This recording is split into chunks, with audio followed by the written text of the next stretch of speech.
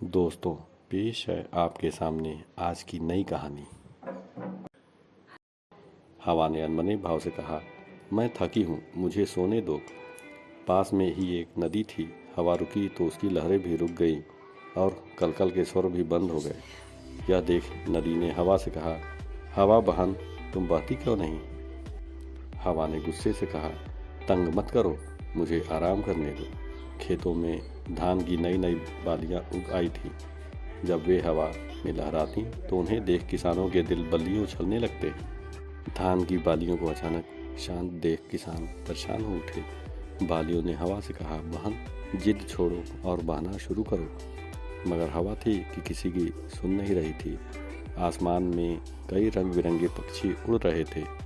हवा रुक गई तो उन्हें भी पंख फड़फड़ाना मुश्किल लगने लगा। वे सभी पर्वत के पास गए और उसे ही दोष देने लगे। उन्होंने हवा से भी विनती की और कहा, बहन हवा, देखो तुम्हारी गति के बिना पूरी प्रकृति किस तरह शिथिल और उदास हो जा रही है। गति ही तुम्हारी पहचान है।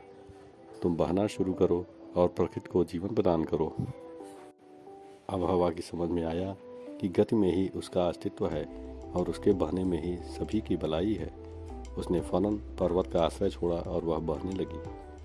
हवा का बहना था कि बादल दूसरे खेत की तरफ बढ़ चले। नदी में लहरें आ गई, बालियां झूमने लगी, पक्षी चहचहाने लगे। दूर एक झरने के पार भी हवा की थाप पड़ी तो उससे भी संगीत गूंजने लगा।